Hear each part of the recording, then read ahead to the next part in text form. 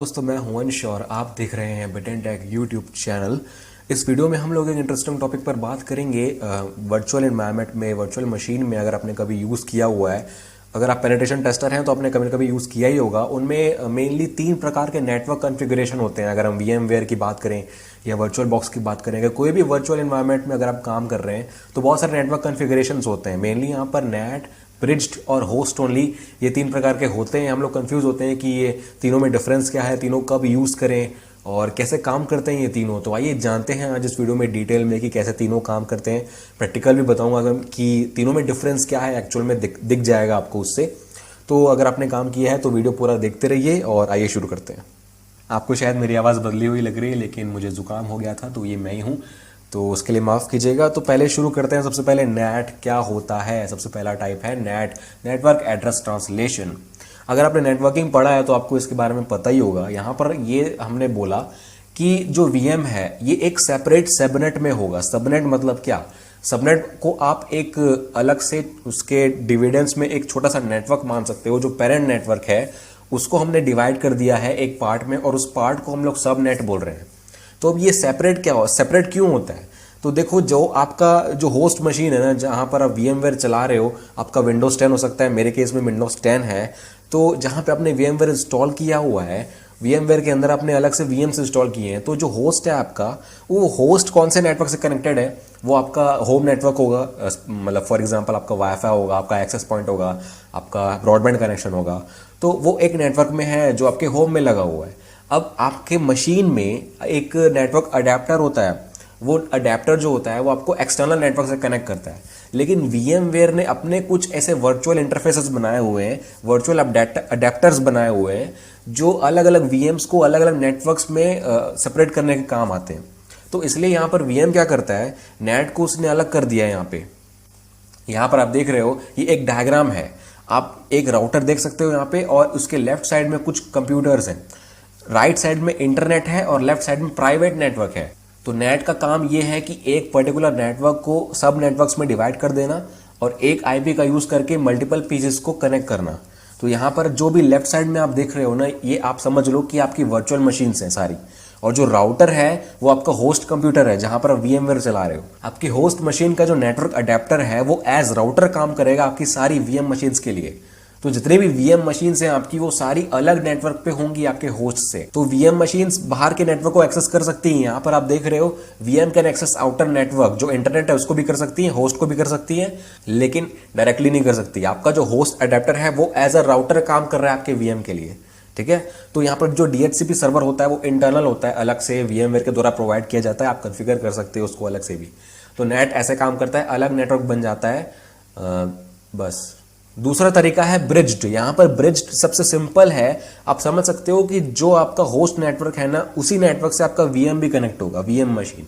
तो दोनों एक ही नेटवर्क से कनेक्टेड होंगे, अलग से नेटवर्क नहीं बनता है। यहाँ पर आप देख रहे हो, मेरे फिजिकल अडेप्टर की एड्रेस है 192.168.1.2, जो मेरे डिफॉल्ट गेटवे से मेरे को मिली हुई है। अब वहां पर एक VM मशीन है, 3rd नंबर पर आप देखो, 3rd नंबर की IP है 192.168.1.3, जो उसी सबनेट की है जिससे मेरा होस्ट कनेक्टेड है।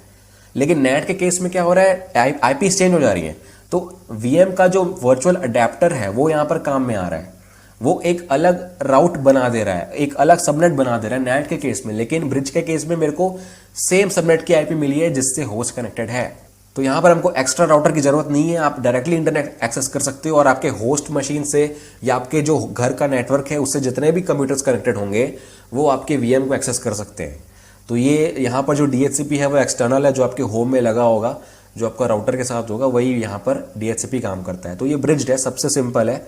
और मतलब एक ही मशीन पे 2 अलग अलग कंप्यूटर्स हैं और एक ही नेटवर्क से कनेक्टेड है, आप ऐसा बोल सकते हो। 3rd है होस्ट ओनली। ये लगभग नेट जैसा ही है।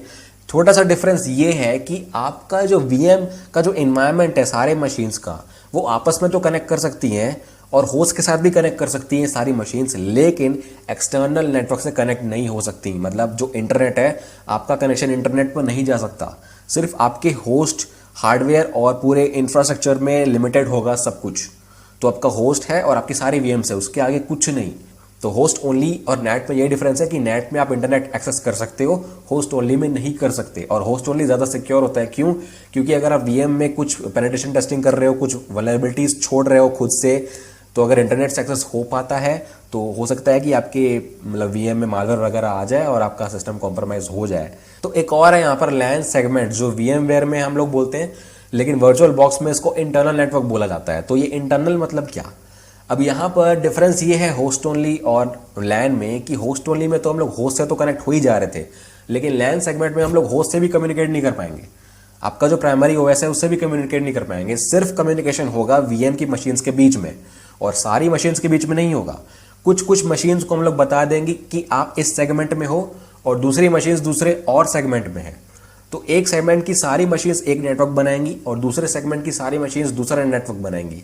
तो इस डायग्राम से आप समझ सकते हो कि एक लैन मैंने कनेक्ट कर दिया है एक वीएम के वर्चुअल अडेप्टर से। वर्चुअल अडेप्टर मेरा एक ही है, लेकिन उसके अंदर सेगमेंट्स बहुत सारे हैं, तो मल्टीपल स्विचेस कनेक्ट कर दिए मैंने, आप वर्चुअली बोल सकते हो आप। तो एक स्विच से कुछ मशीन्स कनेक्टेड हैं, दूसरी स्विच से कुछ और मशीन्स कनेक्टेड हैं, तो सारी वीएम्स हैं। तो वीएम्स के बीच में मैंने डिवाइड कर दिया है बहुत सारे वीएम्स को। ऐसा हो सकता है आप इसका यूज कर सकते हो कि आपको एक नेटवर्क में कुछ और टेस्टिंग करनी है, दूसरे नेटवर्क्स में कुछ और टेस्टिंग करनी है, तो आप इसको लॉजिकली डिवाइड कर सकते हो। बहुत सारे सबनेट्स में अपने वीएम एनवायरनमेंट को ही डिवाइड कर सकते हो। और ये चारों हम लोग मेनली यूज करते हैं। आप इस टेबल से समराइज कर सकते हो कि क्या किस में होता है, क्या किस में नहीं हो सकता है। आप चाहे तो उसका स्क्रीनशॉट भी ले सकते हैं। यहाँ पर आप देख रहे हो नेट में अगर आपको इंटरनेट का कनेक्शन वापस चाहिए अपने वीएम में, तो पोर्ट फॉरवर्डिंग करना पड़ेगा, ठीक है। उस केस में हम लोग को नेट जैसा ही काम होता है, जैसे अपने राउटर पे होता है वैसे ही करना पड़ेगा। तो यहाँ पर हम लोग प्रैक्टिकली देख लेते हैं कि ये तीनों काम कैसे करते हैं। यहाँ पर मैंने काली को नेट से कनेक्ट किया हुआ है, जो कॉन्फ़िगरेशन है। तो यहाँ पर अपनी IF कॉन्फ़िग देख लेते हैं यहाँ पे क्या है। यहाँ पर आप देख रहे हो मेरा H0 जो इंटरफेस है उसका IPv6 देख सकते हो आप। चलो iNet देख लेते हैं। यहाँ पे iNet है मेरा 192.168.75.131 और मेरे होस्ट मशीन का IP देख लेते हैं यहाँ पे CMD टाइप करके। तो मेरे होस्ट मशीन का IP है वायरलेस से कनेक्टेड है, तो IPv4 मेरा ये है 192.168.1.16। तो क्लियरली आप देख रहे हो कि मेरा जो काली है वो अलग नेटवर्क पे है, क्योंकि उसकी IP का जो नेटवर्क पार्ट है वो अलग है, 75 है यहाँ पर तीसरे ऑक्टेट में, ठीक है। और यहाँ पर मैं अपने विंडोज 7 में आ जाता हूँ। विंडोज 7 भी मेरा नेट से कनेक्टेड है, जो VM के अंदर है मेरा। इसमें अपनी IP देखूंगा तो आप यहाँ पर देख रहे हो कि इसकी IP है 192.168.75.129। तो ये वही नेटवर्क है जिससे मेरा काली कनेक्टेड है, ठीक है। काली की IP और विंडोज 7 की IP सेम नेटवर्क पे है, लेकिन जो मेरा होस्ट है वो अलग नेटवर्क पे है, ठीक है। तो नेट ऐसे काम करता है। यहाँ से अगर मैं पिंग करूंगा अपनी काली को तो वो पिंग हो जाएगा, और अगर मैं होस्ट को पिंग करूंगा, मेरी होस्ट IP क्या थी, पिंग 192.168.1. उसके आगे क्या था, उसके आगे यहाँ पे 16 है, 16। तो अगर मैं पिंग कर रहा हूं तो मेरा होस्ट भी पिंग हो रहा है। तो नेट में ये फायदा है कि आप होस्ट से कनेक्ट तो हो ही सकते हो, इंटरनेट से तो हो ही सकते हो। तो अब मैंने इस विंडोज 7 को ब्रिज से कनेक्ट किया हुआ है, तो इसकी IP फिर से देख लेते हैं। अब यहाँ पर देख रहे हो कि इसकी IP क्या है 192.168.1.7। तो जो मेरा होस्ट मशीन था उसकी IP अगर आपको याद होगी तो यहाँ पर 1.16 है यहाँ पे, तो सेम नेटवर्क पे हैं दोनों। ये भी 1.7 है, तो इसका मतलब ये कि जो मेरा विंडोज 7 है और जो मेरा होस्ट है वो दोनों एक ही नेटवर्क पे हैं। अब यहाँ पर मैंने अपने विंडोज 7 को होस्ट ओनली से कनेक्ट किया है, तो इसकी IP अब देख लेते हैं होस्ट ओनली में क्या है। तो यहाँ पर आप देख रहे हो 192.168.204.128। तो यहाँ पर IP चेंज हो गई है, मतलब वर्चुअल अडेप्टर ही चेंज हो गया है। तो यहाँ पर आप होस्ट को कनेक्ट कर सकते हो और सारी बाकी की VMs को कनेक्ट कर सकते हो सारी, लेकिन इंटरनेट एक्सेस नहीं कर सकते। अगर आप VMware की वर्चुअल नेटवर्क अडेप्टर पे जाएंगे यहाँ पे, तो आपको यहाँ पर दो अलग से वर्चुअल अडेप्टर्स मिलते हैं जो VMware में बाय डिफॉल्ट आते हैं, डिफाइंड है, वेल डिफाइंड है। होस्ट ओनली के लिए जो वर्चुअल अडेप्टर है वो VMNet 1 बोलते हैं, लेकिन नेट का जो है वो VMNet 8 है। तो ये फिक्स्ड है, इसको आप चेंज नहीं कर सकते हो। बाकी के अपने आप चेंज सेटिंग कर सकते हो। आप अलग से जो भी कस्टम अडेप्टर्स चाहो या कस्टम नेटवर्क चाहो वो बना सकते हो यहाँ पे। तो यहाँ पर ऐड नेटवर्क का ऑप्शन आता है।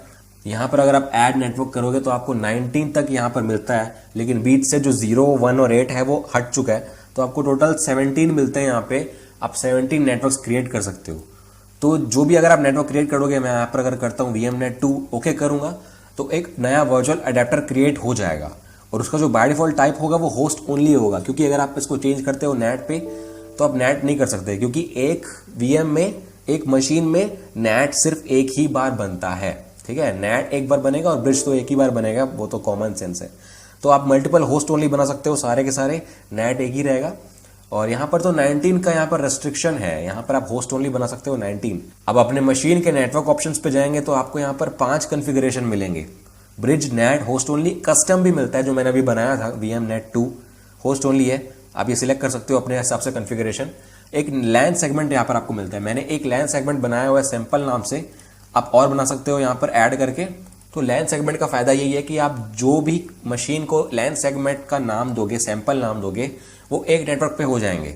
और अगर आप यहाँ पर एक और ऐड करते हो, ओके करते हो, और जितनों को भी सेगमेंट 1 दोगे यहाँ पे, वो सारे एक नेटवर्क पे होंगे।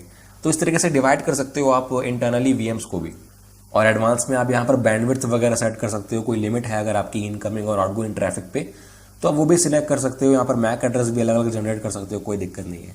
तो ये था वर्चुअल एनवायरनमेंट का नेटवर्क कॉन्फ़िगरेशन। आई होप आपको सब समझ में आ गया होगा जो भी मैंने बताया, और होप करता हूँ कि आपको आगे कोई डाउट नहीं आएगा यूज़ करते टाइम पे सब में।